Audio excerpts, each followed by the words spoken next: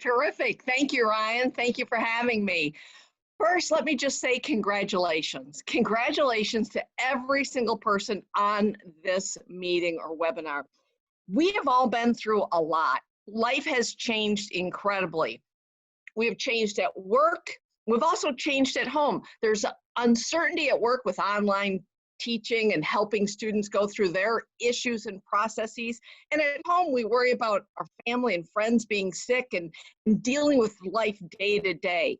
Well, I'd like you for the next little bit of time with me to shut everything off and let's just focus on online teaching.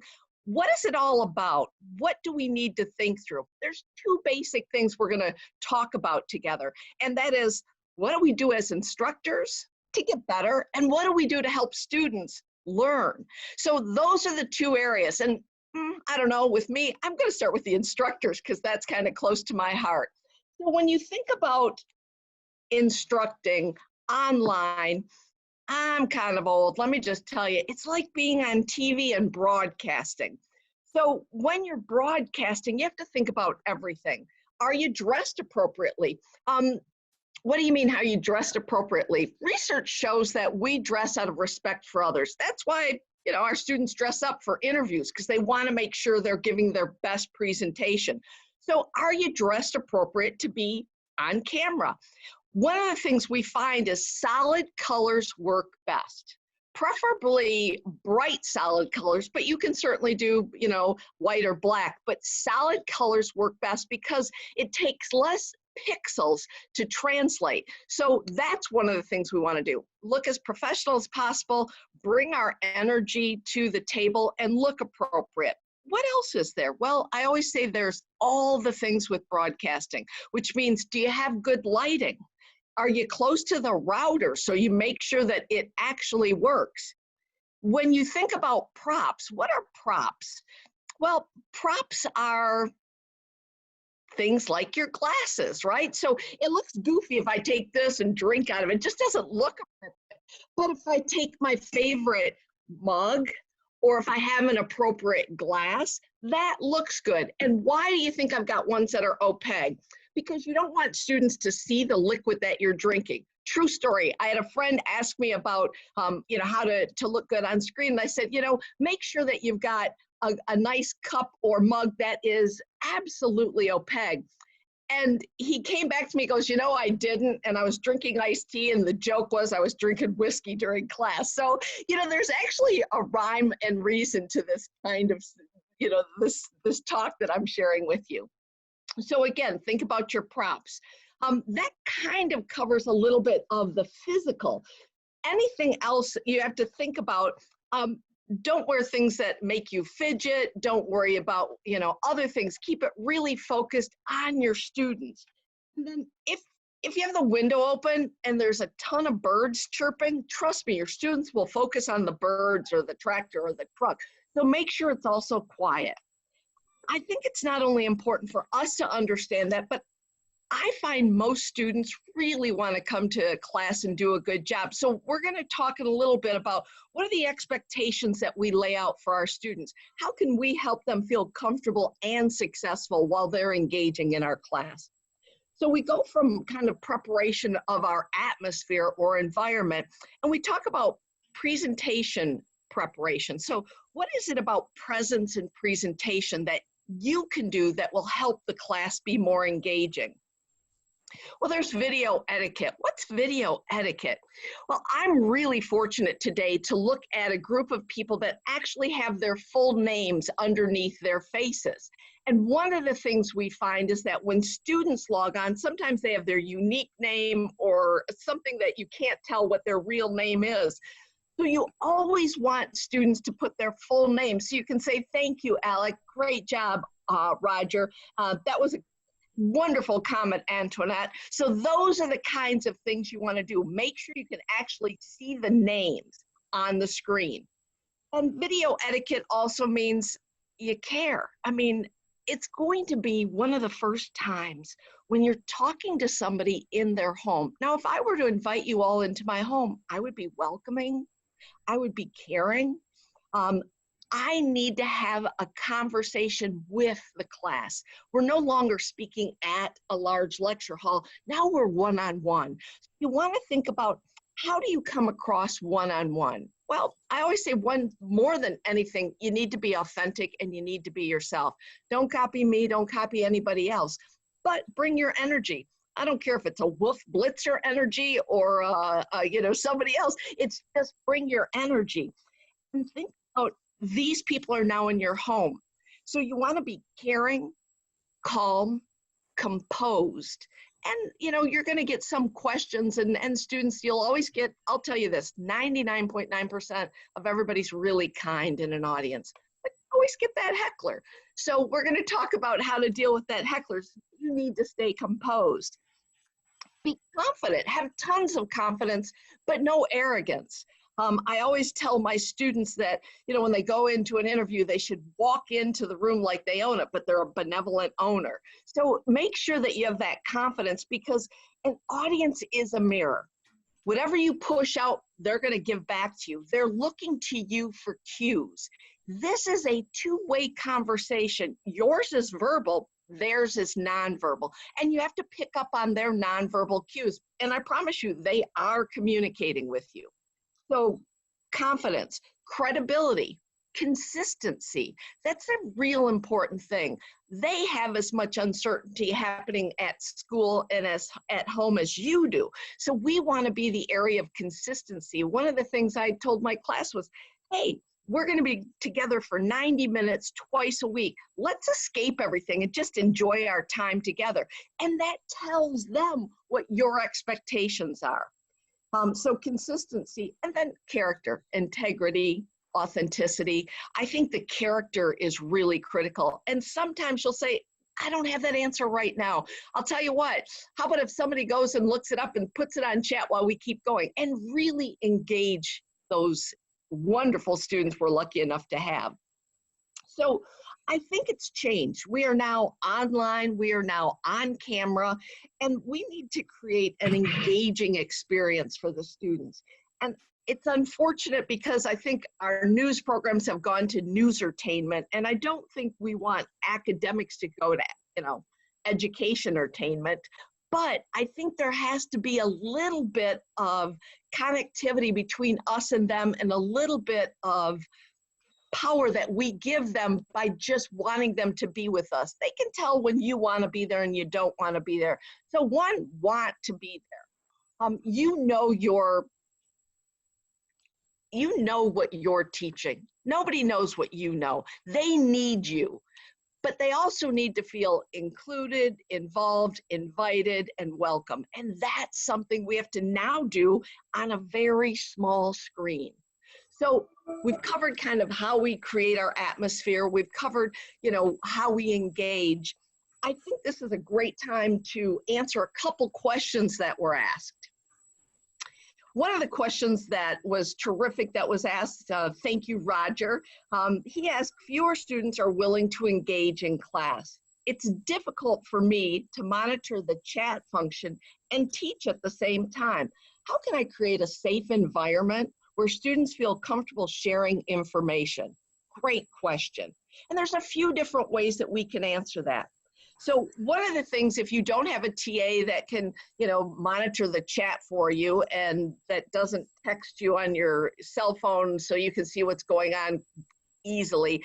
One thing that I often do, and I think it really works well if you're using Zoom, I go to the group part. So I put them randomly in groups, and I'll do it so one of the things we find, I don't know how many people have 60-minute classes or 80 or 90-minute classes, but in communication, you should change every 12 minutes. What do you mean change every 12 minutes? Well, whether it's the tone, the way that you're sharing something, whether it's you show a video or whether you have group work. So one of the things that I do is I'll say, here are 5 questions. I'm going to put you in random groups. You have 5 minutes as a group to answer it and come back. And so what I'll do, and I'll do this 2 or 3 times, it puts them in groups, and I usually like groups of 4. and I put them in groups of 4 for 5 minutes. What that does, it allows them to connect with other students that might not be their friends, but just their classmates. And that alone gives them a sense of reconnection with the university or with you in the class. It allows them to discuss the answer. So it's tough to cold call on video because one, it is videotaped and somebody might watch it later and they'll be really embarrassed if they didn't know the answer. Two, they get to answer it as a group. And so I often let them know, again, it's about expectations. If you have the wrong answer, I'm probably going to tell you you have the wrong answer. But when I criticize you, I'm going to be critical with love, but I'm not going to let you get away with the wrong answer either. And so we really have fun with that. So I send them off to the group. I literally at the 4-minute mark send out a chat to everyone saying, you'll be pulled back in 60 seconds. Pull them back and let them answer the questions. And that makes it really fun. So doing that keeps the students connected, allows them to see and feel others, keeps them from putting any one student on the spot. And I think, Roger, that creates a safe environment that allows them to stay engaged. Great question. All right, we're going to go on to another terrific question. Antoinette had a great question from, basically she started with, students are being bombarded with emails and texts at the moment. How can I structure an authentic message in order to break through the noise? Great question.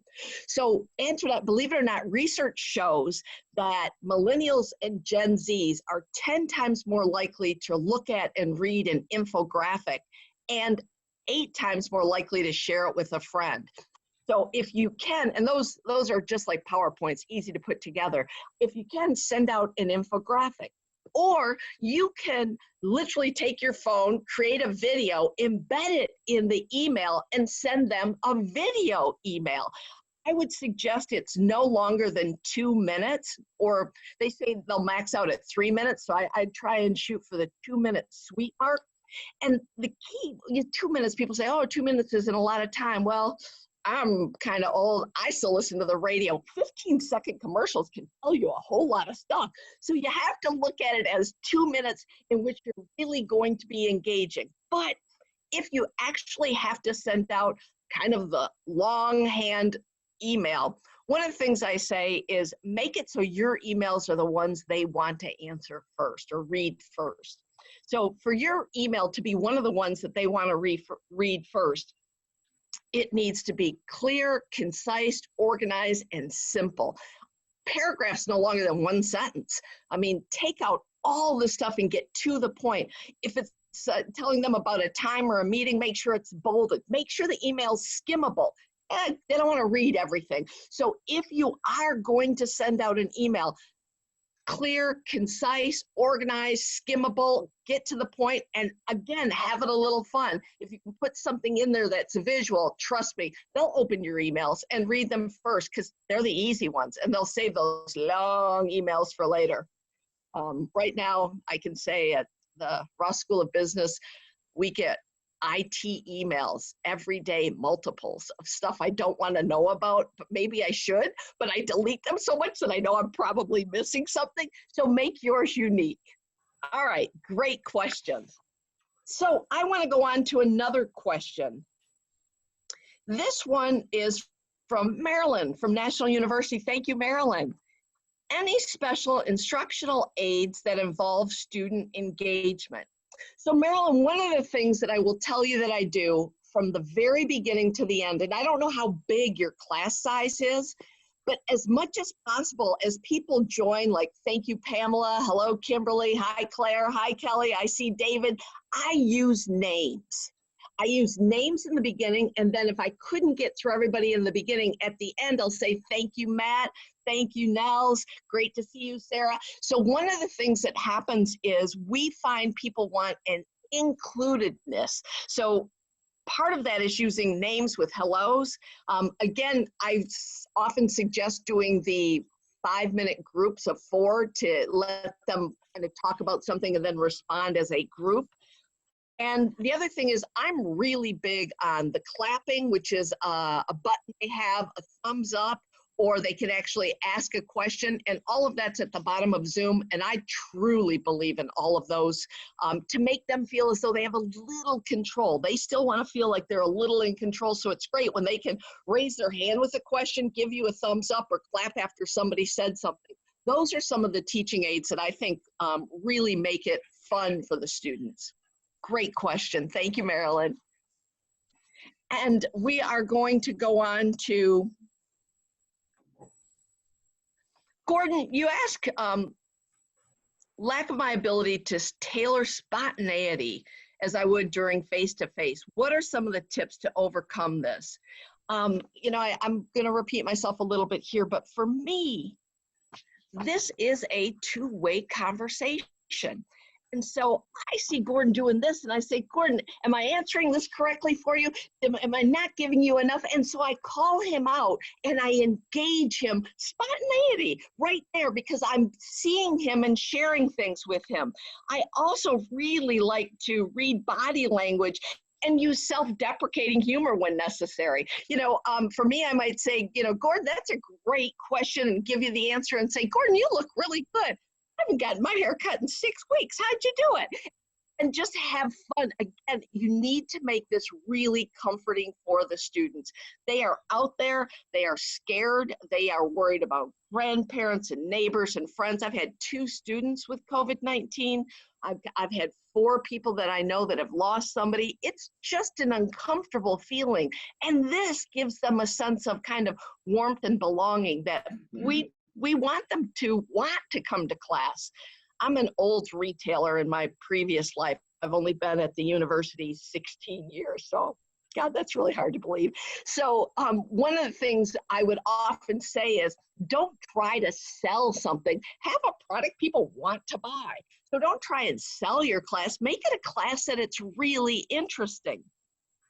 I will tell you the one thing that I believe in is giving and I know I probably wrote this here on one of the questions, but I like to give something extra. So I believe the difference between a great class and a normal class is from ordinary to extraordinary. So randomly at different times in different classes, not all the classes, I might do something not related to the subject matter that they can take and share with a friend. So when students are sitting there, they're thinking, what's in it for me that is either going to make me, you know, bad for me, what's in it for me that's good for me, or what's in it that I can share with somebody else that's pretty cool. And so one of the things that I often do is share something that's just unique, that, you know, it's just trivial. So I might say, did you know when you blush, your stomach blushes? That's true. Or I might say something like, guys, you're all internet gurus over me. I'm old. I didn't even grow up with the internet. I didn't even get a computer until I was close to 40, right? It's not been a long time. And I want to see how much you know about the internet. So there are 3 parts of the internet. There's the dark web, the deep web, and the surface web, which is, you know, Google, right? So I want you all to put on chat your percentage of what you think those are. And so they'll put it up, and I've got a few slides about this, and they'll all guess, you know, and they're always wrong. It's, you know, it's just nobody knows. But the truth of the matter is, the deep web is what everybody uses, like universities, banks, anything that has, you know, private information. The dark web is really kind of the Thor and the illegal activity. And the surface web is, you know, Google and search engines. Well, believe it or not, the search engines or the surface web and the dark web is only about 3%, about 1.5% each. The rest, 97%, is the deep web.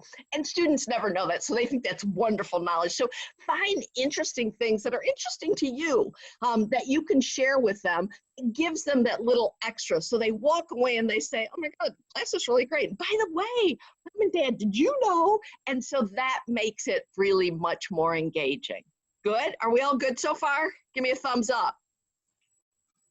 Way to go. Now, when you're talking, you're in a position of power and people do whatever you say. Like I just said, give me a thumbs up. Everybody gave me a thumbs up. Usually in class, even if I'm doing this, I'll say, I need everybody to stretch, and all the students will stretch. So make sure you realize that when you're having a class, you're still in the position of power. Again, we want to do it with kindness and caring. We want to do it so that it's an engaging situation. And we want to make sure that they're feeling connected to not only you, but your university, your class, and to their fellow students. Is that helpful? All right. So how do you control interactions during class? Do you allow students to speak up? I know we all have those students that love to speak up, which is great.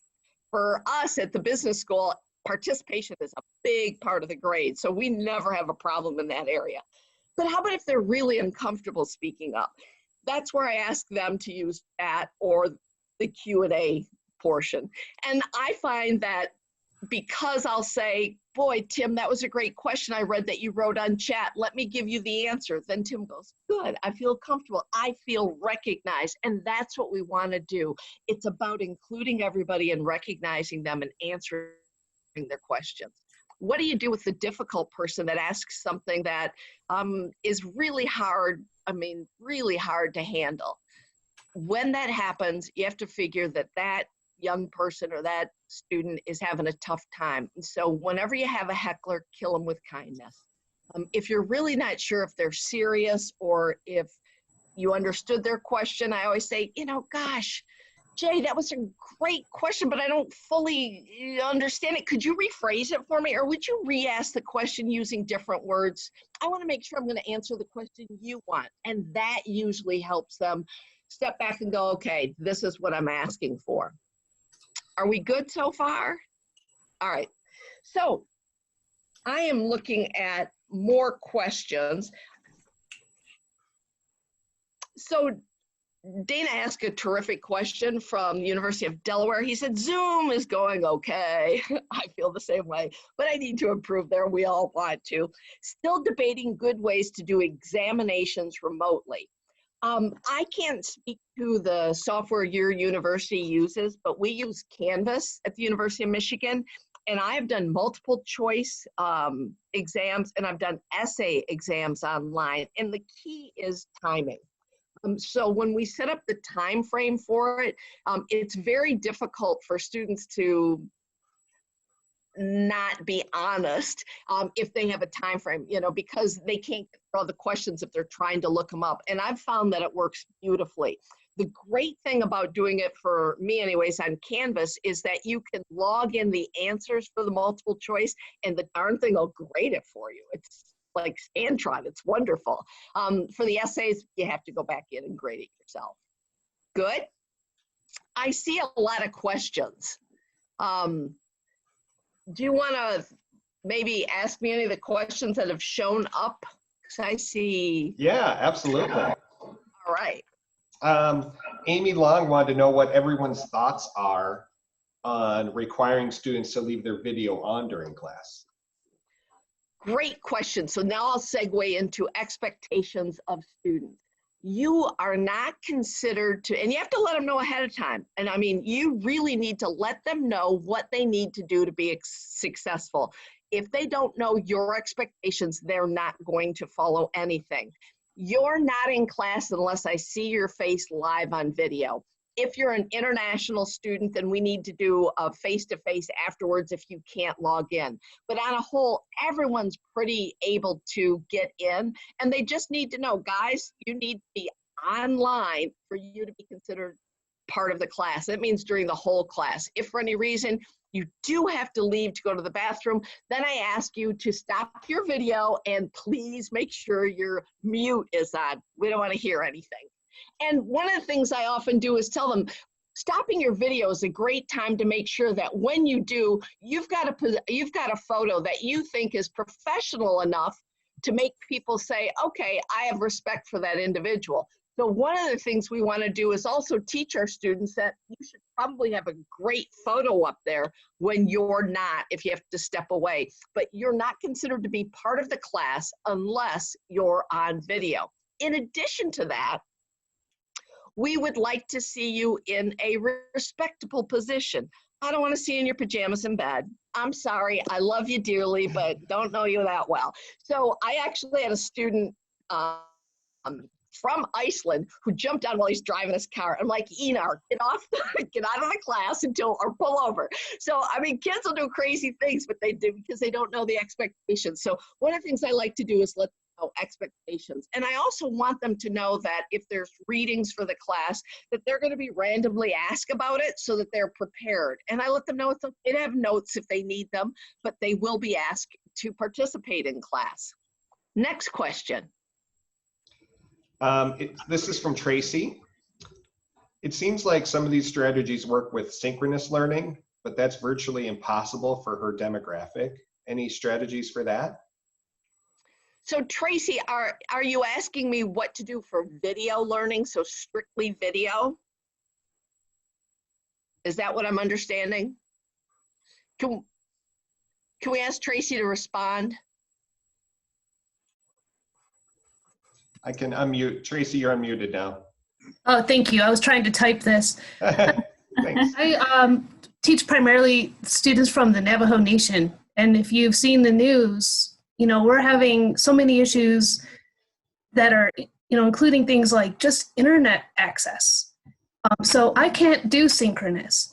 I can barely use our learning management software. I can try to use it, but I also have to do things like cut and paste assignments into email because they can use the data on their phone and reply or take a photo of their assignment and email it back to me. So these are wonderful strategies for people who could do asynchronous learning. What can we do that are some really great teaching strategies for online that don't require this kind of engagement, because I can't do that. I literally cannot. First of all, Tracy, thanks for being a hero. That's pretty amazing what you're doing. Yes, I'm you not. are. They Now. are. Especially They when are. you don't believe you are. You are. So again, I would look at infographics. I would look at unique images to share when you send them something that they pull it up on their phone, because you're saying you're not having direct one-on-one engagement. It's all written. Unless some of them can come on Skype, because I'm available on Skype for 6 hours a day. Wow. So they can call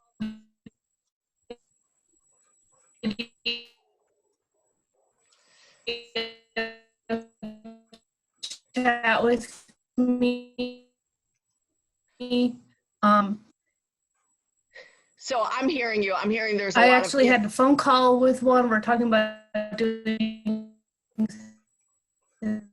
assignments by mail, email. They'll write on stable internet out here. They sometimes have to take photos of their work and upload it using the data on their phone, if they have enough money to pay for their phone, you know? Tracy, why don't you and I connect after, if you wouldn't mind, and we can come up with a strategy, because I'm having some internet connectivity with you right now, so I understand completely. Is that good? Brian, are you having a hard time hearing? Yeah, I am. And that's a great suggestion. Thanks, Mary.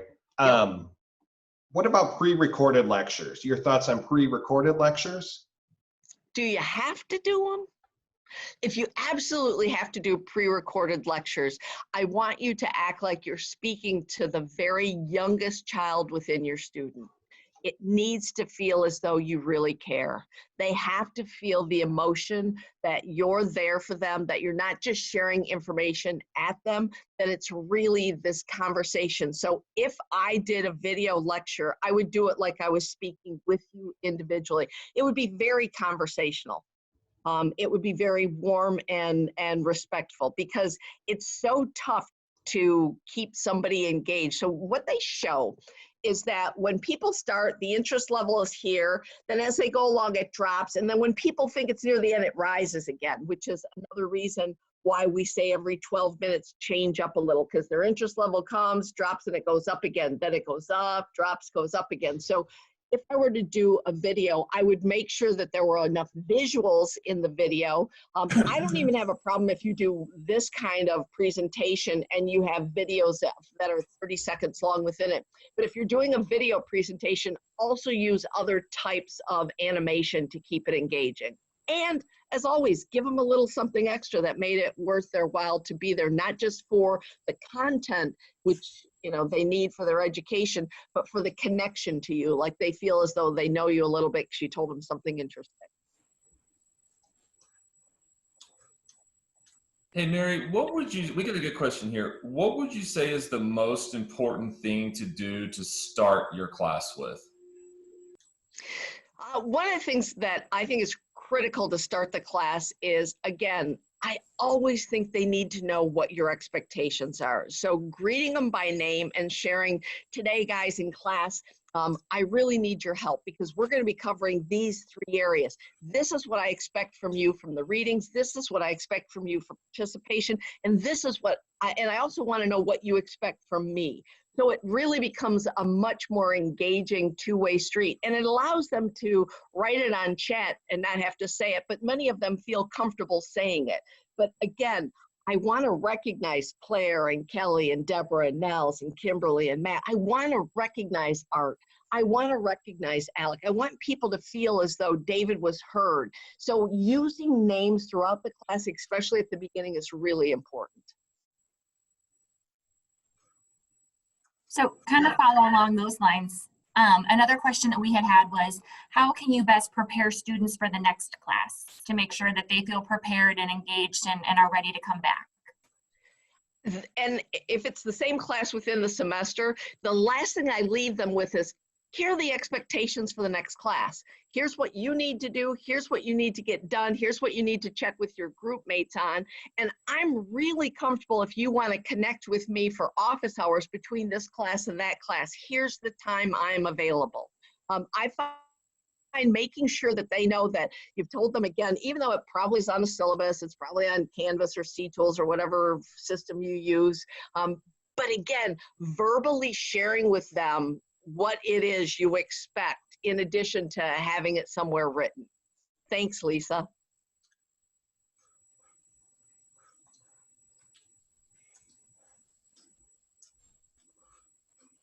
Any other questions? I know we are getting to the bottom of the hour here, so I want to be respectful of everyone's time. Any other questions quick questions you want to ask? Or I know we'll have lots of content for next session, Mary, so lots of good dialogue going offline here as well. We have a couple of panelists that want to get in touch and discuss some strategies on their own, so very good to hear. Well, Mary, go ahead, Alec. I was going to say, while we're on the subject of asking questions, what is the proper way for students to ask the questions in these large groups, Zoom meetings or group meeting settings? Well, we're in a webinar setting as opposed to a meeting setting. In the meeting setting, they can go down to the bottom and raise their hand. It looks just like this, and it shows up in the upper left-hand corner of the square. And then you can see that they've asked a question. And when you finish answering the question, you can take the question hand down. So that's the best way. And if you're really kind of savvy, you can even go to the Q&A and see who's asked what question in what order. So I see Amy asked the question before Tracy asked the question when it was in the Q&A on Zoom. So that's the best way. Any other questions or thoughts? So one of the things I want to leave you with is that this is really hard for everybody. There's no yes or no, right way or wrong way. You're all doing well without me, but I'm just trying to give you some ideas on how to make it really more engaging for the student. And what we need to do is figure out, their students learn differently. So how do we make it engaging for students that even learn differently when you have a big class? And I'm here just to help. That's the sole purpose. I'm here to answer questions, handle situations that you might have, and help you in any way possible. But I will tell you this, bring your energy to the table. Make sure you realize you're the one in charge and they're looking to you for directions. And I often say an audience is a mirror. Whatever you give out, they're going to give back to you. So make sure you're giving out what you want to get back, okay? Thank you, Mary, for doing this for us. We really appreciate it. Such a pleasure. I know I've run a little over time, but guys, thank you so much for meeting with me today. I truly appreciate it. I can see Pamela, Sarah, Tim, David. Thank you, Kyle. Thank you, Tracy. Tracy, you're freaking amazing. So thank you guys so much. I really appreciate your time today. Thank you so much. And I do want to reiterate, everybody will get a recording of this conversation as well. So I know we had a couple questions on instructor resources to accompany this. So I will send a recording out. Thanks so much, Paul. Mary. Yep. Bye, guys.